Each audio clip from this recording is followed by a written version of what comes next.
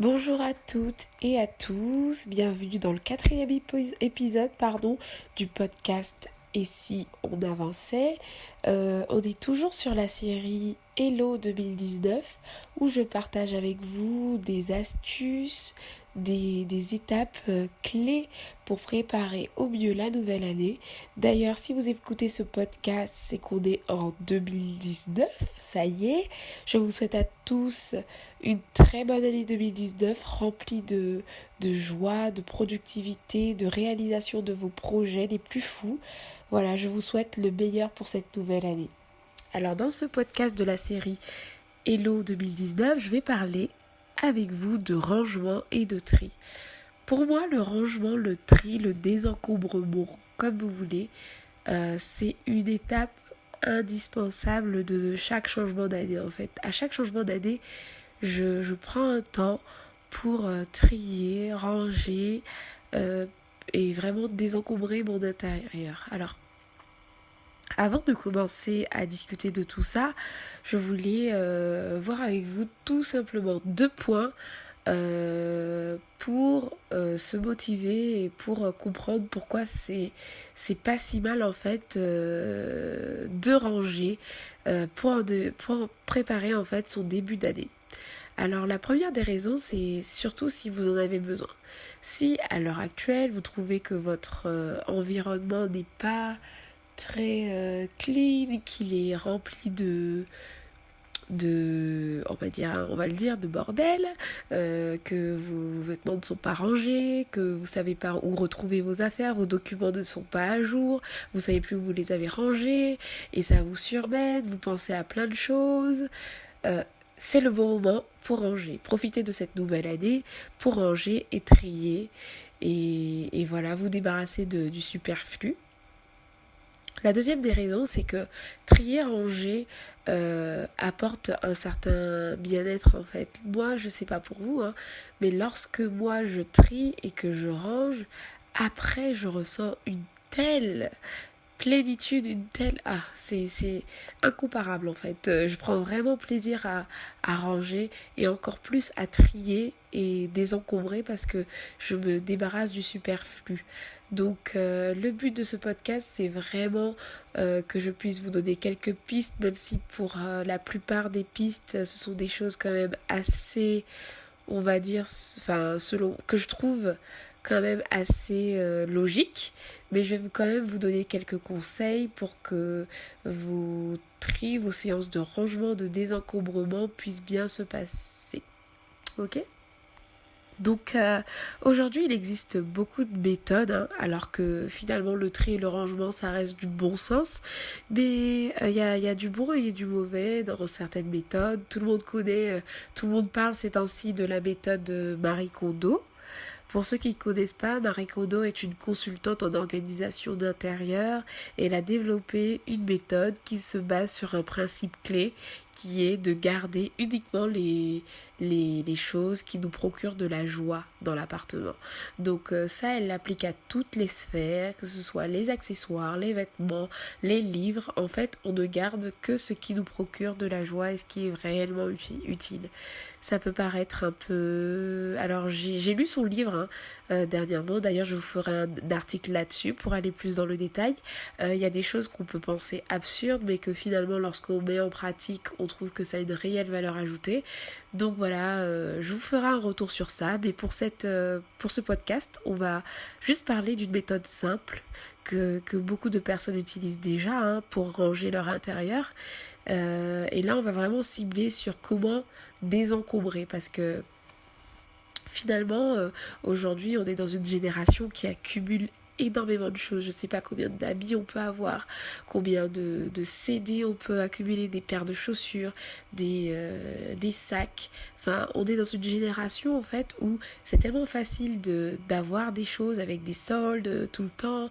Les prix, notamment pour les filles, les prix des vêtements sont très accessibles aujourd'hui, donc on peut parfois avoir un tas de vêtements, de choses dont on n'a pas forcément besoin, dont on a des choses où on en a trop en fait tout simplement. Et le but là c'est de désencombrer pour garder uniquement ce qu'on utilise vraiment, ce qui nous tient vraiment à cœur. Et voilà quoi, pour pouvoir se libérer un peu l'esprit de toutes ces choses qui sont un peu du surplus. Donc pour ranger, en fait, moi je procède comme beaucoup font. En fait, on procède tout simplement en rangeant par pièce et par catégorie. Donc comme pièce, on a la chambre, le salon et le bureau si vous en avez un, la salle de bain et les toilettes bien sûr, et la cuisine. Et ensuite, pour les catégories, vous avez les vêtements, les livres, les papiers, les accessoires et toutes les autres catégories que vous pourrez trouver. Tout ce qui est, je sais pas, bijoux, voilà, souvenirs, photos, voilà. Vous pouvez faire un tri global par pièce et par catégorie. Par exemple, de mon côté, j'ai trié la chambre et dans la chambre, j'ai des vêtements. Donc j'ai trié les vêtements. J'ai trié dans la chambre les vêtements, les linges de maison, parce qu'ils sont stockés aussi dans ma chambre, et mes accessoires, tout ce qui était bijoux, lingerie, etc. Donc dans cette pièce-là, j'ai trié ça. Ensuite, dans la cuisine, j'ai trié tout ce qui était ustensiles de cuisine, torchons, voilà. Dans le salon, vous allez trier ce qui se trouve dans votre salon, hein, tout ce que au niveau du bureau, vous allez trier vos stylos, vos carnets. Et pour finir, quelle autre catégorie j'ai cité? La salle de bain où j'ai trié tous mes produits de beauté, par exemple. Donc, je vous conseille, voilà, premièrement, de ranger par pièce et par catégorie. Ce que vous faites, c'est très simple. Vous prenez un sac ou un cabas et vous munissez de ce sac et de ce cabas et vous allez mettre dans ces sacs. Si possible, vous pouvez trier en fait pour que si ce sont des déchets que vous allez jeter, en fait, vous puissiez les mettre dans la bonne voie, en fait, la bonne voie de recyclage. Donc vous allez mettre tout ce dont vous n'avez pas besoin, en fait. Vous allez garder d'abord ce que vous aimez vraiment, donc au niveau des vêtements, au niveau des accessoires, au niveau de tout ce qui concerne votre intérieur, vous allez garder ce que vous aimez vraiment. Donc ça, c'est par exemple la base du principe de la méthode Marie Kondo. Et vous allez jeter, donner ou encore vendre, en fonction de l'état de l'objet ou du vêtement, certaines choses. Donc vous allez peut-être avoir un sac où c'est à jeter, un sac à donner, un sac à vendre. Donc des exemples de trucs que vous pouvez donner ou vendre, des vêtements que vous avez achetés, que vous n'avez jamais utilisés, des vêtements que vous n'aimez plus, qui sont en bon état, vous pouvez les vendre, des CD que vous n'écoutez plus, vous pouvez les revendre ou les donner, les offrir. C'est plein de choses qu'on accumule, qu'on laisse à la maison, je sais pas moi, des haltères que vous n'utilisez pas depuis 2 ans parce que vous avez une tendinite et que vous pouvez plus faire de sport de toute façon à la maison, bah donnez-le. Quel autre truc on peut avoir, voilà, tout ce que vous n'utilisez pas en fait, vous pouvez le donner, le vendre ou encore le jeter en fonction de l'état. Ensuite, vous pouvez également jeter ce que vous n'aimez plus, ça je vous ai dit, et ce qui vous est inutile actuellement. Donc le plus compliqué à ce niveau, c'est surtout tout ce qui est sentimental, hein. Moi, pendant mon tri, j'ai énormément jeté. J'avais déjà fait un tri au début de l'année dernière et j'étais vraiment étonnée encore d'avoir autant de personnes, autant de choses encore pour lesquelles je souhaitais me débarrasser. En fait, je rentre de plus en plus dans une phase où j'ai envie de garder l'essentiel. En fait, j'en ai assez du surplus. Je sais pas si vous vous rendez compte, mais lorsque on accumule beaucoup de choses, moi personnellement, ça me prend la tête en fait. Quand je rentre chez moi, j'ai envie que les choses soient claires, soient clean, et pour moi, ça contribue à ça. Et donc moi, de mon côté, j'ai vraiment donné et jeté pas mal de sacs en fait, de vêtements. Au départ, j'avais des valises j'avais des sacs où je rangeais mes vêtements d'été et je mettais mes vêtements d'hiver quand c'était l'hiver, et ainsi de suite. Quand l'été arrivait, je mettais mes vêtements d'hiver dans des sacs, et actuellement, j'ai tellement épuré ma garde-robe que tous mes vêtements tiennent dans une seule armoire. Et ça a révolutionné ma vie puisque j'ai que des vêtements que j'aime. Le matin, je me stresse plus à savoir comment je m'habille ou pas puisque je sais que peu importe ce que je vais choisir, je vais aimer le porter. Et le deal maintenant que j'essaye d'établir avec moi-même, c'est que ce que j'achète, si j'achète un nouveau vêtement, si j'achète un nouveau vêtement, je vais analyser ma garde-robe pour voir si je peux me séparer d'un autre vêtement pour compenser en fait, parce que souvent quand on fait le tri on a tendance à avoir envie de racheter tout de suite après et voilà, c'est pas l'objectif là c'est vraiment de se désencombrer au mieux pour se libérer l'esprit. Donc voilà, donc je me suis séparée aussi d'un tas de leçons que j'avais, des cours que j'avais gardé en fait, des cours de management, etc. Et en fait, en les relisant, je me suis rendu compte que toutes ces informations-là, je pouvais les avoir sur Internet et elles n'avaient aucune valeur ajoutée. Elles prenaient de la place dans mes étagères pour rien. Donc, je me suis séparée de ça.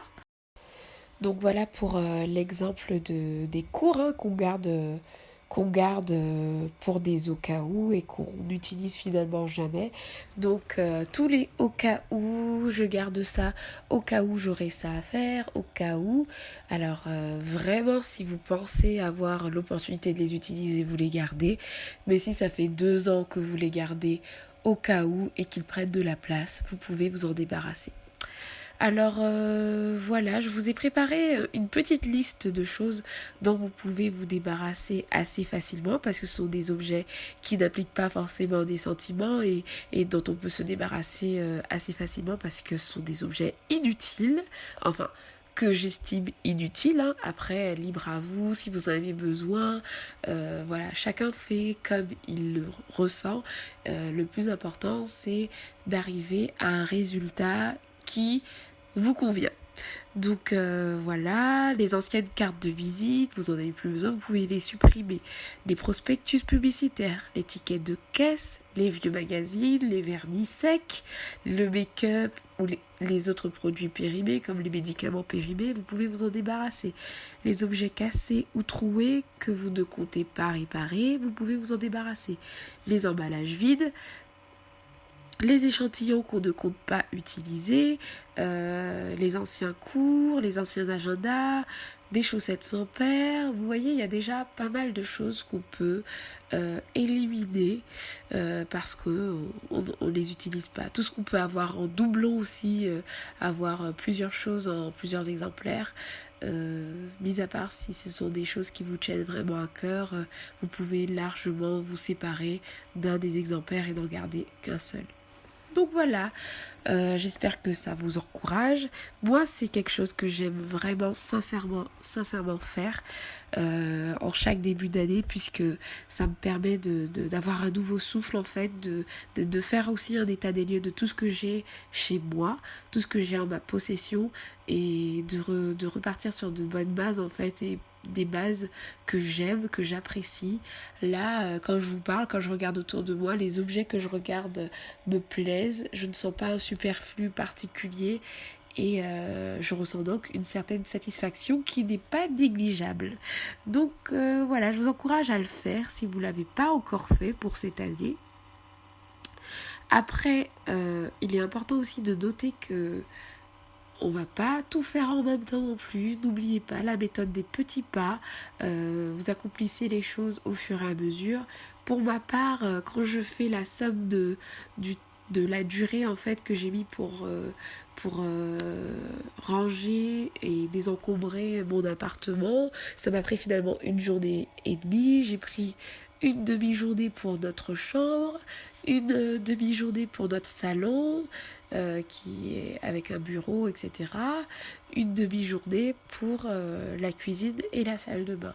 Donc j'ai pas tout fait en même temps, je me suis laissé le temps, tranquillement, ne vous mettez pas la pression, désencombrez et vraiment réfléchissez à chaque objet, en fait, chaque chose, vous réfléchissez à savoir si vous souhaitez les garder ou non. Ma mère me disait quand j'étais jeune que si bon, je suis encore jeune, mais elle me disait quand j'étais petite que si j'arrivais à mettre de l'ordre dans, dans ma chambre, bah, plus tard, j'arriverai à mettre de l'ordre dans ma vie. Et c'est quelque chose que je réalise aujourd'hui. C'est vrai que le fait de mettre de l'ordre chez soi, mentalement, je pense que ça déclenche un processus qui vous aidera également à mettre de l'ordre dans votre vie, à être plus productif et du coup plus organisé. Si quand vous rentrez, vos affaires sont dans l'ordre, vos choses sont rangées et vous êtes chez vous, vous sentez bien, vous créez en fait un environnement propice à l'organisation, propice à la productivité. Et c'est ce que je souhaite encourager à travers ce podcast où je vous incite à trier, désencombrer et à ranger. J'espère que cet épisode vous aura plu. Merci d'écouter ces podcasts. Merci également pour vos retours. N'hésitez pas à me faire un retour sur celui-ci. Et je vous dis à la prochaine. Bye bye!